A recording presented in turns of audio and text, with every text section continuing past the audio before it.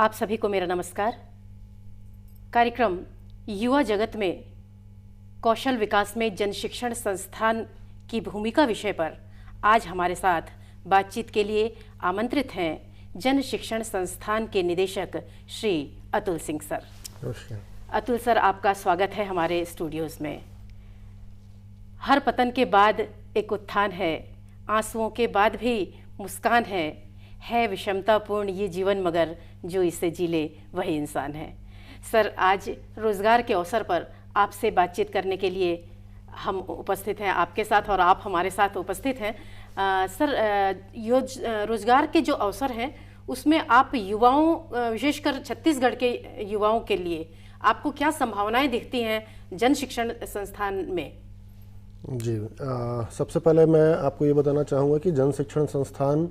वास्तव में क्या है। तो जन शिक्षण संस्थान एक स्कीम है जो कि भारत सरकार के कौशल विकास एवं उद्यमिता मंत्रालय द्वारा चलाया जा रहा है जी। इसके अगर मैं इतिहास की ओर में अगर जाऊं तो इसकी शुरुआत 1967 से इसकी शुरुआत हुई थी वर्ली बॉम्बे से, और उस समय इसका नाम श्रमिक विद्यापीठ के नाम से था। और इसका मुख्य उद्देश्य ये था कि जो उस समय औद्योगिक मजदूर जो काम किया करते थे औद्योगिक जगत में, वो अपने मतलब आगे के अपने कार्यों को कैसे कर सकते हैं, अपनी पढ़ाई उनकी वंचित हो चुकी थी, तो उनके आगे की पढ़ाई भी हो सके और उनके जो काम जो वो कर रहे थे उस काम में भी उनको एक पैनापन आ जाए और उनका अपना अपग्रेडेशन हो जाए उनके अपने रोजगार के क्षेत्र में। तो वहाँ से वो श्रमिक विद्यापीठ के नाम से चालू हुआ और धीरे धीरे इसका फैलाव पूरे भारत में हुआ। सन 2000 में भारत सरकार ने इस श्रमिक विद्यापीठ के स्कीम को समझा, जाना और सराहा, और उसके बाद में इन्होंने इस कार्यक्रम को अपने मानव संसाधन विकास मंत्रालय के अंतर्गत लिया। उस वक्त ये वोकेशनल ट्रेनिंग के नाम से आपका जो प्रौढ़ शिक्षा का जो कार्यक्रम चला करता था उसके अंतर्गत ये था। और इसमें मुख्यतः जो मुख्य उद्देश्य जो ये है कि जो लोग पढ़े लिखे नहीं हैं या जिन्होंने स्कूल में पढ़ते पढ़ते ड्रॉप आउट कर गए हैं, यानी अपने आगे की पढ़ाइयों मतलब शिक्षा को आगे कंटिन्यू नहीं कर पाए हैं, तो वैसे लोगों को इस कार्यक्रम के अंतर्गत जोड़ना है। मतलब वोकेशनल ट्रेनिंग के अंतर्गत उनको उनके पर्टिकुलर फील्ड पे उनको ट्रेनिंग दे के उनको उनके पैरों पे खड़ा करके रोजगार से उनको जुड़ना है। तो इस कार्यक्रम का मुख्य जो बिंदु रहा है उसमें कि जो महिलाएं जो रही हैं, महिलाओं के उत्थान के लिए भारत सरकार पिछले कई वर्षों से काम करता आ रहा है। तो जन शिक्षण संस्थान के जो इतने भी कार्यक्रम होते हैं उसमें लगभग अगर हम बोलें तो लगभग 70% के जो हमारे कोर्सेज जो होते हैं वो महिलाओं को ही उसमें इनटेक करते हैं, हम प्रवेश देते हैं, और बाकी के जो रहते हैं वो 30% जो कोर्सेज रहते हैं वो युवाओं के लिए या पुरुषों के लिए वो रहता है। और इसमें 15 साल से लेकर 45 साल के आयु वर्ग के कोई भी मतलब चाहे वो महिला हो चाहे पुरुष हो, वो इसके अंतर्गत अपने कार्य कर सकते हैं। 2014 में अपने भारत सरकार, केंद्र सरकार ने इस चीज़ को समझा कि शिक्षा के क्षेत्र में काफ़ी काम तो हो रहा है, लेकिन कहीं ना कहीं अगर हम देखेंगे तो यहाँ पे डिप्लोमा या डिग्रीज दे के लोगों को हम मतलब उनको इक्विप तो कर दे रहे थे, लेकिन कहीं ना कहीं हम रोजगार से नहीं जोड़ पा रहे थे। तो केंद्र सरकार ने 2014 में इस चीज़ को समझा कि इसके लिए एक अलग से ही मंत्रालय हम बनाया जाए और इसको कौशल विकास के अंतर्गत मतलब समाहित किया जाए। तो 2014-15 के समय में एक अलग मंत्रालय ही बना दिया गया है, कौशल विकास एवं उद्यमिता मंत्रालय, और इसके अंतर्गत कई सारे प्रोग्राम्स चल रहे हैं जिसमें आप लोगों ने सुना होगा कि प्रधानमंत्री कौशल विकास योजनाएं हैं, आपके रूरल इंडिया के अंतर्गत कोर्सेज चल रहे हैं, या हम देखेंगे मुख्यमंत्री कौशल विकास योजना है। तो वैसे ही आपका जन शिक्षण संस्थान भी है। तो जैसा मैंने बताया था कि 2000 में ये मानव संसाधन विकास मंत्रालय के अंतर्गत अधीन था, लेकिन इसको 2016 में विधिवत कौशल विकास उद्यमिता मंत्रालय के अंतर्गत ले लिया गया है। और वर्तमान में संपूर्ण भारत में 304 जन शिक्षण संस्थाएं काम कर रही हैं। और छत्तीसगढ़ के परिप्रेक्ष्य में अगर मैं बोलूँ तो छत्तीसगढ़ में करीब 14 जन शिक्षण संस्थान अभी हैं यहाँ पे। और खुशी की बात यह है कि जन शिक्षण संस्थान रायपुर जो है सन 2000 से रायपुर के संपूर्ण जिले पे कार्य कर रहा है। और अभी 15 जुलाई 2021 को युवा कौशल विकास दिवस के रूप में मनाया गया। उस दिन करीब 75 नए JSS को बनाया गया केंद्र सरकार की तरफ से, तो उसमें 7 नए जेएसएस हमारे छत्तीसगढ़ में खुले हैं, जो कि छत्तीसगढ़ के जो सुदूर जिले हैं, जैसे मैं बोलूँ कि दंतेवाड़ा हो गया, नारायणपुर हो गया, सुकमा हो गया, और ये आपका कोंडागांव हो गया, ऐसे जगहों पे इसका मतलब ये नई जगहों पे चालू हुआ है। पुराने समय में तो सरगुजा, बिलासपुर, रायपुर, राजनांदगांव, बस्तर और आपका कोरबा, ये 7 जगहों में ये कार्यरत था। आप इतने समय से इसमें कार्यरत हैं, आपको क्या लगता है कि युवाओं को स्किल में किस क्षेत्र में सबसे ज़्यादा परिश्रम करना चाहिए, जहां पर उनको नौकरी की या काम की पूरी संभावना दिखती हो आपकी नज़र में? जी देखिए मैडम, कौशल का अगर मैं बात करूं तो हर एक व्यक्ति के अंदर में कहीं ना कहीं उसका टैलेंट, एक हिडन टैलेंट छुपा रहता है जी। केवल हमको ये है कि जो व्यक्ति है या जो युवा है उस चीज़ को पहचाने। और आज मार्केट में या समाज में हम बोलते हैं कि कई सारे ऐसे कैरियर काउंसलर्स भी हैं जो इस पे एक अहम भूमिका निभा सकते हैं। तो मेरा मतलब इतने वर्षों का अनुभव ये रहा है कि जो भी युवा है या कोई भी व्यक्ति है, अगर वो जब तक अपने 100% अपने इंटरेस्ट से किसी कार्य को नहीं करेगा तो उसके रिजल्ट्स भी नहीं आते हैं। तो मान के चलिए कि हर एक व्यक्ति, चाहे वो किसी में टेक्निकल स्किल्स के क्वालिटीज़ होते हैं, किसी में नॉन टेक्निकल स्किल्स के क्वालिटीज़ होते हैं, तो वो आपके जो हिडन टैलेंट है या हिडन जो आपकी इंटरेस्ट है उस चीज़ को आपको पहचानना पड़ेगा, या जो कैरियर काउंसलर्स हैं उनको उस चीज़ को पहचान के उस चीज़ को बाहर निकालना पड़ेगा जी। और हमारे स्किल इंडिया या हमारे जो जन शिक्षण संस्थान के अंतर्गत लगभग मैं अगर आपको बोलूँ तो 72 सेक्टर्स के आसपास में है, उसमें कई प्रकार के कोर्सेज हैं। और वो कोर्सेज अगर मैं बात करूँ ग्रामीण क्षेत्रों को लेके या शहरी क्षेत्रों को लेके, तो एग्रीकल्चर से लेके आपके टेक्निकल जो चीज़ें हैं, मतलब चाहे इंजीनियरिंग हो गया या सिविल इंजीनियरिंग्स हो गए या मैकेनिकल इंजीनियरिंग्स हो गए, इलेक्ट्रिकल इंजीनियर्स हो गए, इंजीनियरिंग्स हो गए, उस लेवल तक के कोर्सेज हमारे पास में हैं। परंतु अगर मैं जन शिक्षण संस्थान की बात करूं तो जन शिक्षण संस्थान का जो फोकस, जैसे मैंने बताया कि जो नॉन लिटरेट है या जो न्यू लिटरेट है, यानी जिन्होंने कम पढ़े लिखे हैं या बिल्कुल जो पढ़े लिखे नहीं हैं या जो 12वीं नहीं कर पाए हैं, वैसे जो वंचित लोग हैं, शहर में अगर हम बोलें तो स्लम एरियाज के जो लोग हैं वो हो गए, और रूरल सेक्टर में जो लोग 12वीं नहीं कर पाए हैं उनको हम जन शिक्षण संस्थान से जोड़ते हैं। और प्रत्येक जन शिक्षण संस्थान, जैसे मैंने बताया कि 304 जन शिक्षण संस्थान पूरे भारतवर्ष में काम कर रहे हैं, तो प्रत्येक वर्ष हर जन शिक्षण संस्थान के पास में 1800 युवाओं को, मतलब लोगों को प्रशिक्षण देने के लिए अलग अलग एक्शन प्लान के अंतर्गत वो लेते हैं। और इसमें सबसे अच्छी बात ये है कि हमारी मिनिस्ट्री हमको इतना लिवरेज देती है कि हम अपने एरिया में किस स्किल की डिमांड हो सकती है, मतलब मार्केट कंडीशंस को देखते हुए उस चीज़ को हम अपने एक्शन प्लान के अंतर्गत लेते हैं और उन कोर्सेज को हम करवाते हैं। जैसे मैं अगर रायपुर की बात करूँ तो रायपुर या आसपास का जो क्षेत्र है वो इंडस्ट्रियल सेक्टर के रूप में है, तो हम जितने भी कोर्सेज जो हम लेते हैं वो इन सब चीज़ों को फोकस करते हुए लेते हैं। लेकिन अगर हम रायपुर की बात करें तो रायपुर में कुछ क्षेत्र एग्रीकल्चर से भी जुड़े हुए हैं, तो अभी हम पिछले 2 सालों से एग्रीकल्चर के क्षेत्रों में भी कोर्सेज लेके आए, कृषि के क्षेत्र को भी ले रहे हैं, जिसमें आपके नर्सरी वर्कर का है, आपके ऑर्गेनिक ग्रोवर्स जो रहते हैं उस पर हम ले रहे हैं, मशरूम कल्टिवेशन, मशरूम उस पर ले रहे हैं। और इवन अभी आने वाले साल में हम जैसे ड्राइविंग असिस्टेंट के कोर्सेज लेके आ रहे हैं, रिटेल ऑपरेशन असिस्टेंट्स के कोर्सेज लेके आ रहे हैं, बिल्कुल नए तरह के कोर्सेज लेके आ रहे हैं जिसमें संभावनाएं हैं और जिसमें हम प्लेसमेंट दे सकते हैं। और सबसे अच्छी बात मैं आपको ये बताऊं कि जन शिक्षण संस्थान अभी पिछले 1 सालों में national institute of open schooling के साथ में भी कोलैबोरेशंस किया है, और इग्नो के साथ में, Indira Gandhi national open university के साथ में भी इसका कोलैबोरेशन हुआ है। तो इसमें यह है कि जो बच्चे हमसे जुड़ते हैं उनका अगर 12वीं नहीं हुआ है तो हम पैरेलली उनको 12वीं भी वहाँ से करवा सकते हैं। जो लोग 12वीं कर लिए हैं और जन शिक्षण संस्थान से भी जिन्होंने कोर्सेज किया है उनको हम इग्नो के माध्यम से उनको ग्रेजुएट या पोस्ट ग्रेजुएट लेवल तक का भी हम उनको प्रमोट करेंगे। तो इसमें भी कहीं ना कहीं जन शिक्षण संस्थान की एक महत्वपूर्ण भूमिका रहेगी। सिंह सर, ये बच्चे जो आपके प्रशिक्षणार्थी होते हैं उन बच्चों को क्या डायरेक्ट हम किसी रोजगार से जोड़ सकते हैं, या ऐसा कोई प्रावधान जेएसएस ने बनाया है, ऐसी कोई चीज जो आगे चलकर? कोर्सेस टू कोर्सेस डिपेंड करता है। जैसे मान के चलिए अगर मैं बात करूं डोमेस्टिक डेटा एंट्री ऑपरेटर,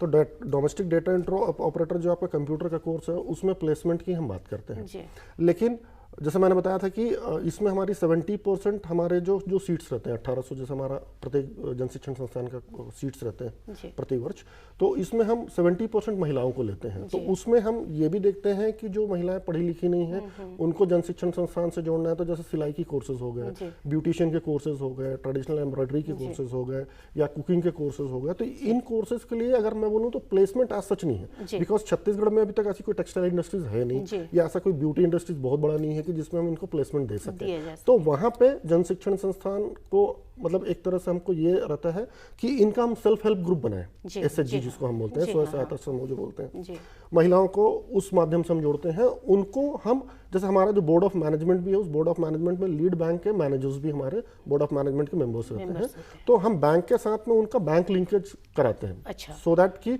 ये SHG ग्रुप को फाइनेंशियल हेल्प मिल जाए, वो अपना खुद का कार्यक्रम या अपना खुद का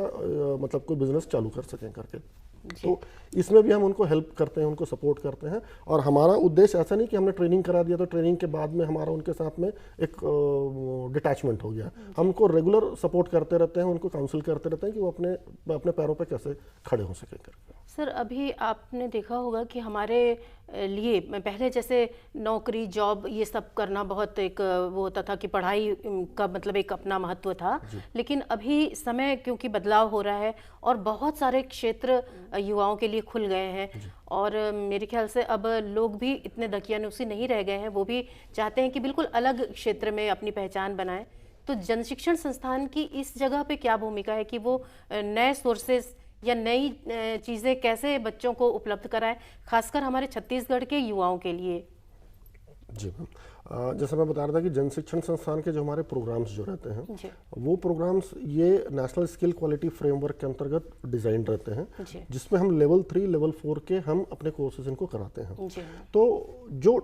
पर्टिकुलर कोर्स है उस पर्टिकुलर कोर्स में जो टेक्निकल पार्ट जो कोर्स का है वो तो हम कराते ही कराते हैं, और साथ में हम अपने प्रशिक्षणार्थियों के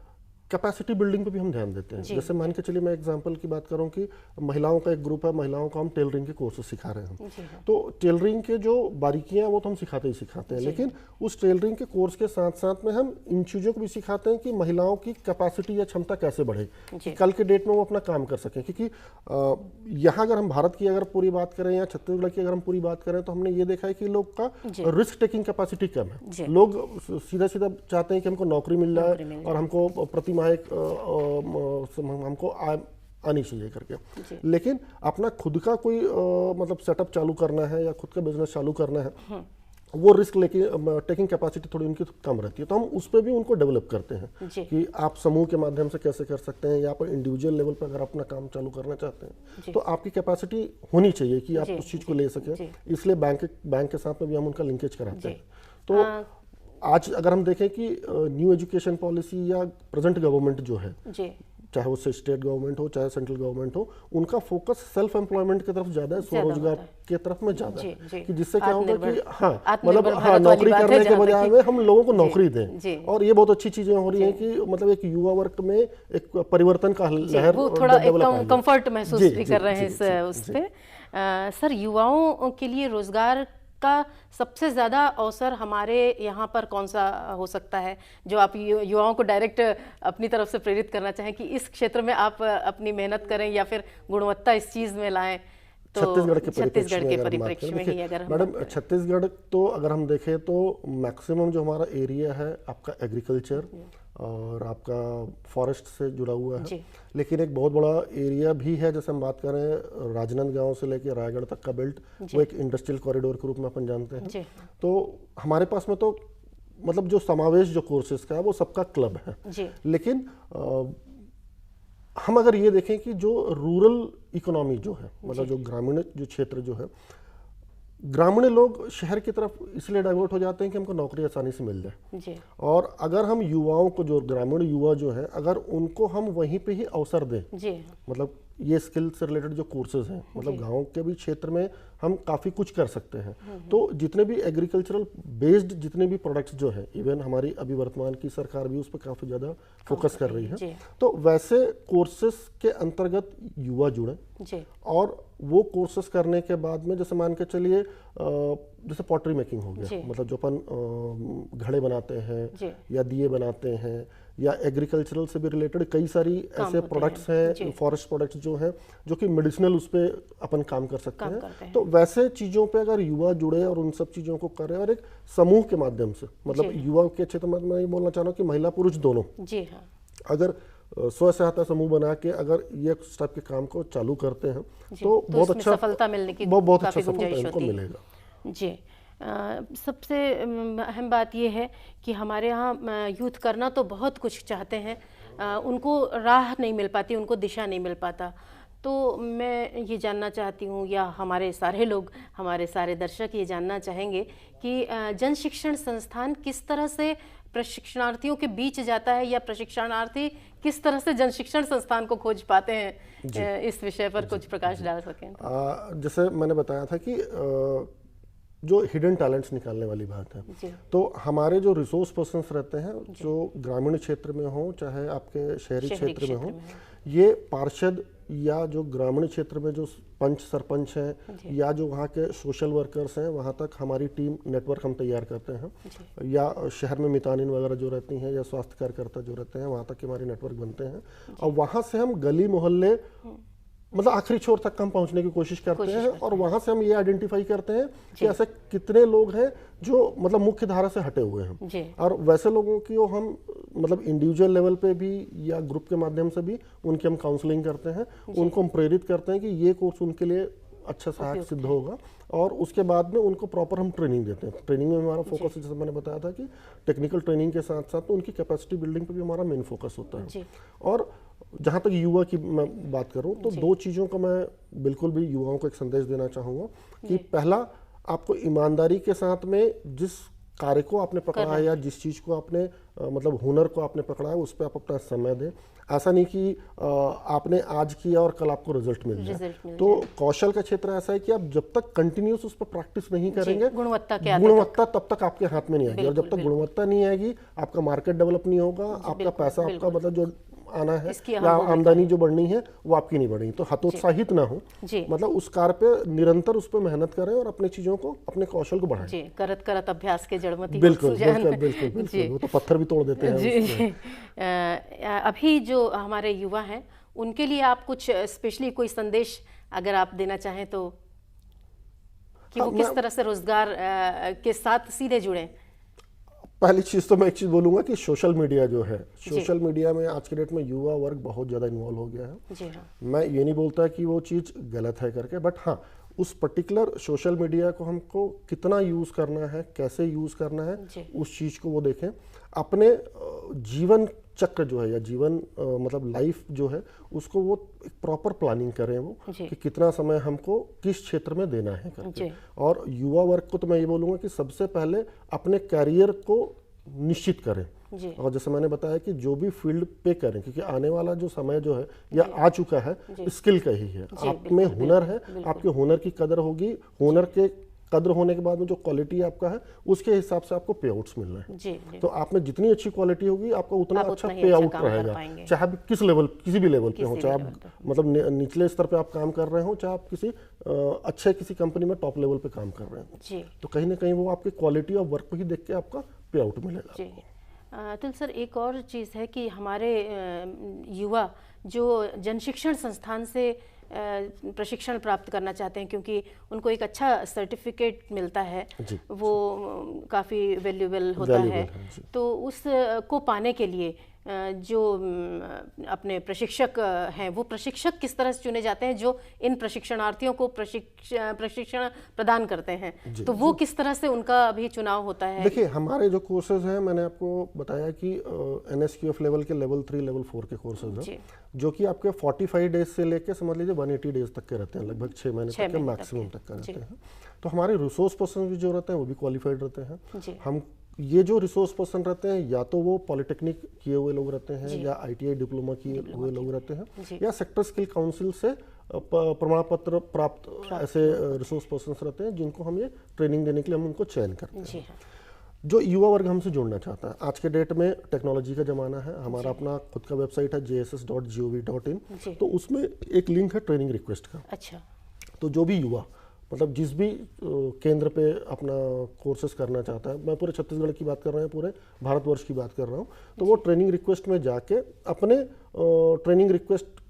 मतलब जिस कोर्स के लिए वो इंटरेस्टेड है उस पर वो मतलब अपना क्लिक करके वो उसमें अपना इंटरेस्ट शो कर सकता है। अच्छा। इंटरेस्ट जैसे वो शो करता है तो ऑटोमेटिकली वो चीज़ें हमारे ऑफिस तक आ जाती हैं, मतलब रेस्पेक्टिव जन शिक्षण संस्थान पे वो चीज़ें चले जाती हैं। जन शिक्षण संस्थान की टीम उनको वापस से कांटेक्ट करती है कि आपका ये इंटरेस्ट हमको दिखा हुआ है करके, तो फिर वो जाके स्पॉट काउंसलिंग करती है। स्पॉट काउंसलिंग करने के बाद में उनकी चीज़ों को और क्लियर करके फिर उनको अपने हम एडमिशन देते हैं। और एडमिशन देने के बाद में अच्छा, सबसे बेस्ट पार्ट हमारे जन शिक्षण संस्थान का ये है कि ये जो ट्रेनिंग्स जो होती हैं उनके घर के पास ही होती है, मतलब उनको ऐसा बहुत ज़्यादा कोई दूरी तय करना वाली चीज़ें नहीं है। दिन में 3 घंटे की उनकी ट्रेनिंग्स होती हैं, और जैसे मान के चलिए कि उनका जो ट्रेनिंग सेंटर भी होगा ज़्यादा से ज़्यादा 1-1.5 किलोमीटर 2 किलोमीटर से ज़्यादा दूर नहीं होता। वैसे हम कोशिश करते हैं कि उनके घर के पास में ही हो, चाहे वो किसी मतलब शहरी क्षेत्र की मैं बात करूँ तो मतलब नगर निगम के कुछ अपने भवन होते हैं, उस सामुदायिक भवन में उनकी क्लासेस लग जाती हैं, या अगर रूरल सेक्टर की मैं बात कर रहा हूँ तो उनके जो पंचायत भवन वगैरह जो रहते हैं वहाँ पर उनकी क्लासेस लग जाती हैं। और सर अब चूँकि हमारे प्रश्न तो इतने सारे होंगे कि वो कभी ख़त्म होंगे नहीं, लेकिन समय की भी अपनी सीमा है, और ऐसे में मैं आपसे एक अंतिम प्रश्न हमारे श्रोताओं और हमारे दर्शकों की तरफ से करना चाहती हूँ कि युवाओं को आप क्या संदेश देना चाहते हैं? एक संदेश, सॉलिड संदेश। जन शिक्षण संस्थान के माध्यम से मैं देना चाहता हूँ कि जो भी ऐसे वंचित वर्ग है 15 साल से लेकर 45 साल के उम्र के बीच के, जो लोग पढ़ाई से या मेन स्ट्रीम से हटे हुए जो लोग हैं, वो जन शिक्षण संस्थान के अंतर्गत अपना एडमिशन लेके अपने आप को इक्विप करके मेन धारा से जुड़ सकते हैं। उनको हम बाकी जैसे ग्रेजुएशन वगैरह जो भी है हम इग्नो से उनको करवा देंगे, और जो लोग ऑलरेडी ग्रेजुएट हैं वो स्किल इंडिया के अंतर्गत और भी प्रोग्राम्स हैं स्किल के, जैसे प्रधानमंत्री कौशल विकास योजना वगैरह है, उनसे जुड़ के अपने आप को इक्विप करें, मतलब अपने को हिडन टैलेंट या जो उनकी स्किल जो है उसको अपग्रेड करें या अपस्किलिंग करें अपने आप को, और मुख्य धारा से जुड़ के अपना कंसिस्टेंट परफॉर्मेंस उस पर दें और अपनी अर्निंग्स को बढ़ाएं और इकोनॉमी में कंट्रीब्यूट करें। जी, बहुत आज आपने बहुत ही सारी सार्थक बातें की, और हमारे युवाओं को निश्चित रूप से खासकर छत्तीसगढ़ के युवाओं को एक दिशा मिली होगी। जन शिक्षण संस्थान से जुड़ के वे किस तरह से आगे बढ़ सकते हैं, किस तरह से वो रोज़गार पा सकते हैं, और किस तरह से वो आत्मनिर्भर हो सकते हैं। और शायद हमारे देश की सबसे बड़ी समस्या जो थी बेरोजगारी की, वो उसका भी धीरे धीरे कम होगा। तो आपका यहाँ आना हम लोगों के लिए बहुत ही सार्थक रहा। बहुत बहुत धन्यवाद आपका। आप स्टूडियो में आए और आपने बहुत ही महत्वपूर्ण जानकारियाँ दी। नमस्कार।